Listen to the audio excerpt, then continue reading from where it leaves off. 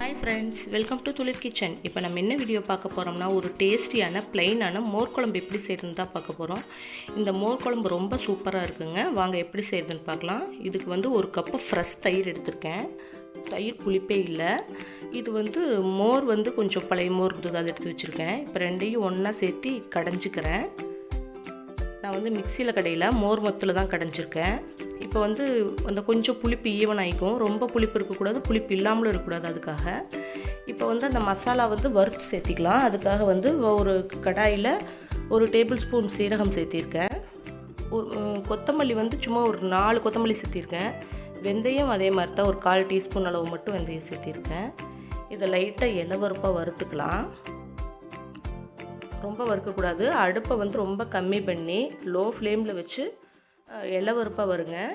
இது மிளகாய் நல்லா காரமான மிளகாங்கிறதுனால நான் 2 மிளகாய் வத்தல் மட்டும் போட்டிருக்கேன். கருவேப்பிலை கொஞ்சம்,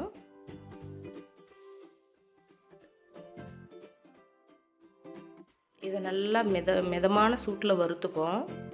இல்லைன்னா கருகிரும். அடுப்பை வேகமாக வச்சோம்னா அதனால் மிதமான சூட்டில் வறுத்துக்கலாம்.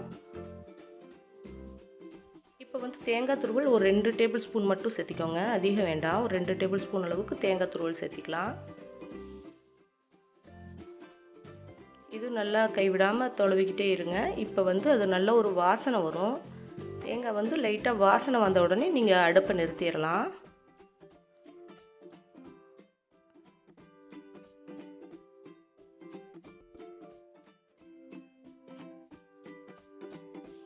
பாருங்கள், ஒரு நல்ல வாசனை வருது. நிறுத்திட்டேன். இப்போ பூண்டு ஒரு 3 பல் சேர்த்திக்கிறேன். இஞ்சி சின்ன துண்டில் ஒரு 2 துண்டு இஞ்சி சேர்த்திருக்கேன். ஒரு பச்சை மிளகாய் கூட சேர்த்திருக்கேன்.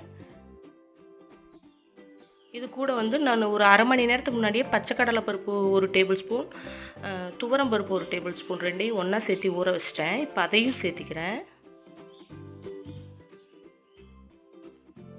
இதை ஒரு மிக்ஸி ஜாரில் போட்டு நல்லா அரைச்சி எடுத்துக்கலாம்.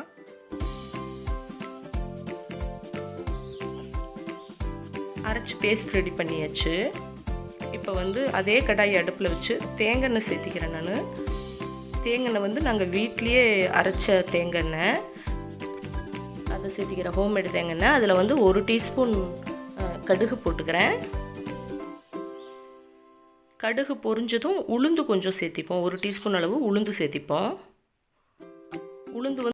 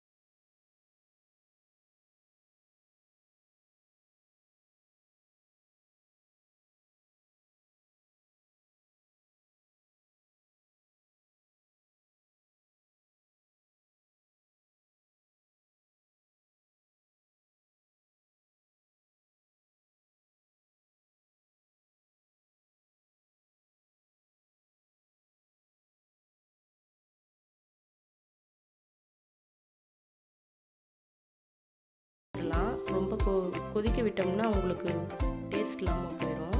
தயிர் ஒரு மாதிரி நீத்த மாதிரி போயிடும். பொது கருவேப்பிலை தூவி இறக்கிடலாம். இந்த மோர் குழம்பு நீங்களும் செஞ்சு பாருங்கள். செஞ்சு பார்த்துட்டு இந்த டேஸ்ட் எப்படி வந்ததுன்னு சொல்லிவிட்டு எனக்கு கமெண்ட் பாக்ஸில் சொல்லுங்கள். இந்த வீடியோ உங்களுக்கு பிடிச்சிருந்துச்சுன்னா ப்ளீஸ் லைக் பண்ணுங்கள், ஷேர் பண்ணுங்கள். மறக்காமல் சப்ஸ்கிரைப் பண்ணிடுங்க. பக்கத்தில் இருக்கிற பெல் ஐக்கானை கிளிக் பண்ணுங்கள். தேங்க்யூ.